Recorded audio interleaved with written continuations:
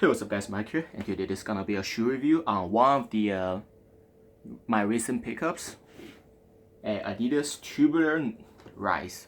So this is one of the newer tubular model that Adidas has. Even though it's not a very popular one, I'm sure a lot of people actually don't know what this is because tubular hasn't been the most popular among the Adidas models. You know, when it comes down to Adidas models, it always has to be like the boost models, and then you have like alpha bounces right after that. You have other stuff, but tubular model is always being downplayed by a lot of people because they think one, the tubular models actually the design is really close to boost, is really close to the Yeezys, and two, since they don't have boost, they don't have bounce, they are uncomfortable. But I heard a lot of people say that without even trying on a pair of tubulars, which is like pretty unfair in my opinion. So this shoe actually a retail for 160 in my opinion is not gonna be quite worth your money. But if you got these on sale, which I did, I actually got these from Adidas.com, which they have them on 50% off, which is $80. Then I used the 15% extra off coupon when you sign up for the Adidas news for the first time. So this came down to $74 after shipping and tax. So if it's $74, I think it's a very great price. I think this shoe you can get them for, I think it's worth like $100. Like 160 is way too high, and 74 is a very good deal. So I think 100 will be justified for a shoe like this. So let me get into the shoe details.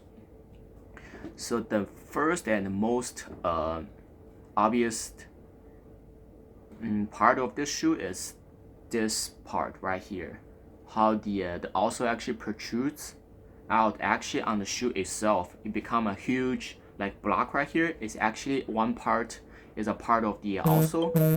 It's very aggressive and it is very unique. This is the main reason why I bought this shoe, because I thought these are very unique.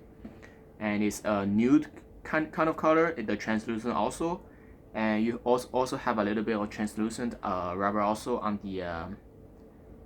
the front of the shoe, and also you have the white midsole. So I really like the translucent part right here, not just because it looks cool, but also since it wraps around the bottom, so it will make the shoe more durable compared to the shoe just having this white part right here, which is what I'm going to get into next. So this white part right here, by pressing it down, it's pretty soft. It's much more soft than the older like tubular models. I have this tubular Nova, the white mountaineering collaboration, just to compare. When I press down the two midsole at the same time, this is actually a lot more plush and a lot more soft compared to the older model of tubulars, which is a good thing in terms of comfort.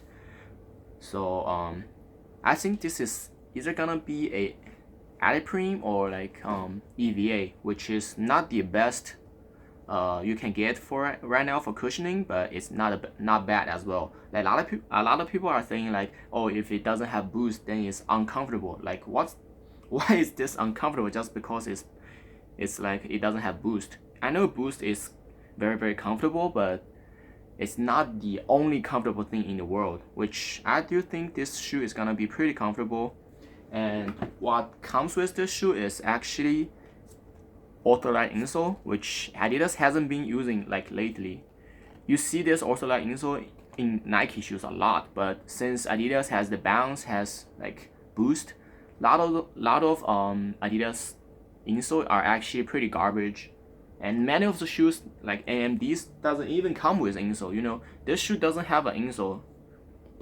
So this ortholite insole is pretty thick and it's pretty plush compared when you add up to this kind of midsole. I think it's gonna be very comfortable. So it's not gonna be anything uncomfortable. So stop saying that tubular is uncomfortable when you didn't even try it. I have multiple pairs of tubulars. I tried the very first tubular runner, not the very first, the retro model, I think came out in 2014 or 2013, and the tubular X Prime Knit, the tubular Nova, the tubular Radio, tubular Doom, which came out like 2 years ago. I tried all three of those. and I kept two of them. I sold my tubular Doom, but those are not gonna be as comfortable as these. Even though I haven't tried these, but just by feeling this cushion and looking at the ortholine insole, I can already make that conclusion.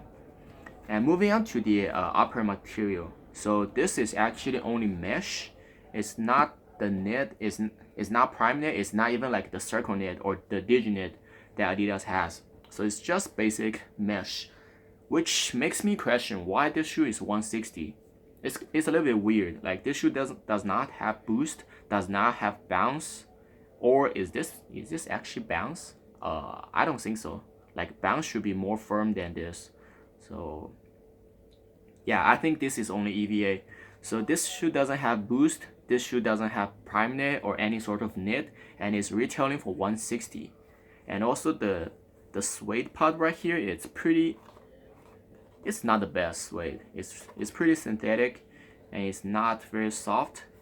So I don't know what, in terms of material, this shoe is just okay, you know. It's not garbage, but at the same time it's not anything that is amazing from Adidas. So I don't know why this shoe is 160. If you are considering buying this shoe for retail, it's not worth it.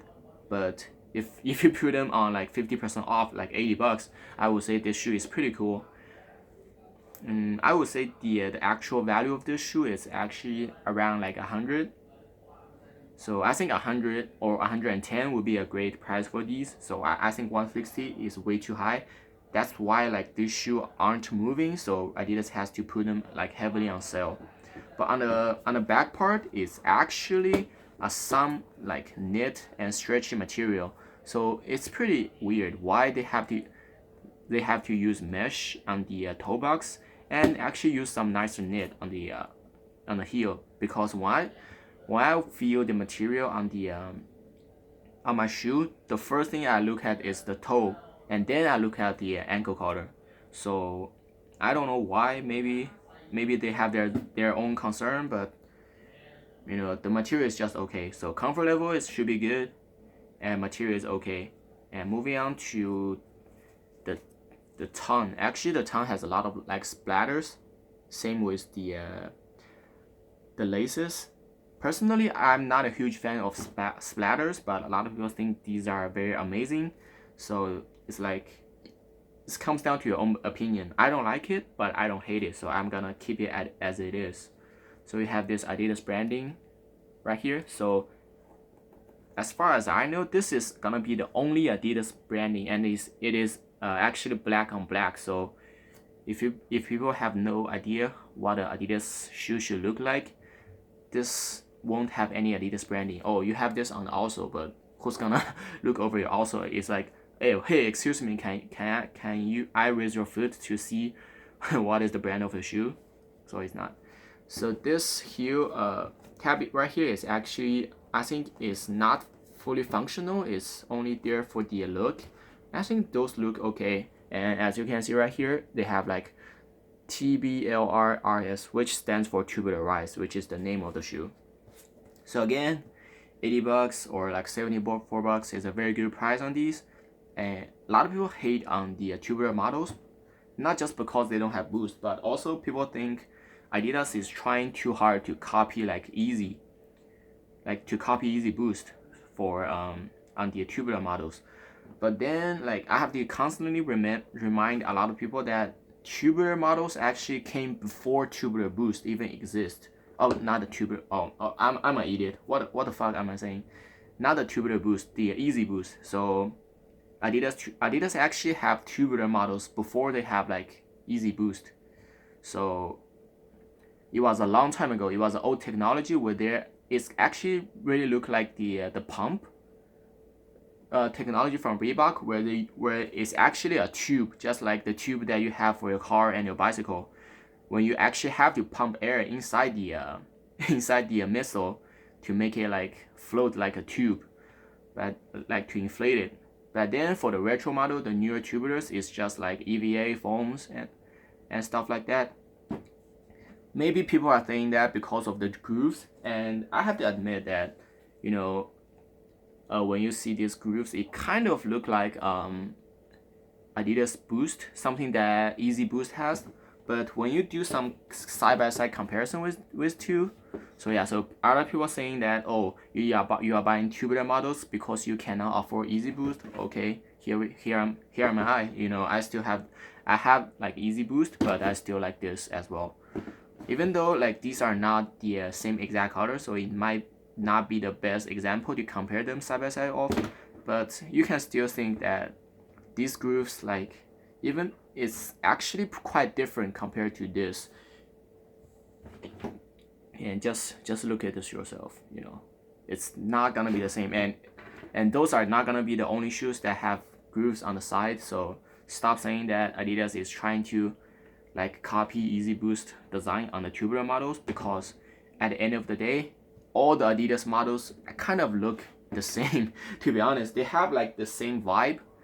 As you can see right here, you can find like similar stuff on this shoe and on this shoe, and also you can find the similarities like between these and these. You know, it's just Adidas. You know, it's not gonna be like Jordan, where like every single Jordan retro kind of look different from each other. Besides, like, I think the 6 and the 7 actually look the same, look pretty similar, but you know. So overall, I'm pretty pleased with the shoe. So I can't tell you how comfortable this is. I can't tell you how is the fit, but I think I can do an update on the feet video, and I will tell you guys the comfort level on these. So tubular rise is actually pretty nice. For 160, it's not gonna be worth it, but you can, if you can find any like deals under $100, I think definitely go for this shoe. This shoe is very unique, especially with this design right here. It's very unique. So hope you guys enjoyed the video, and leave any question that you have, and see you guys next time. Thanks.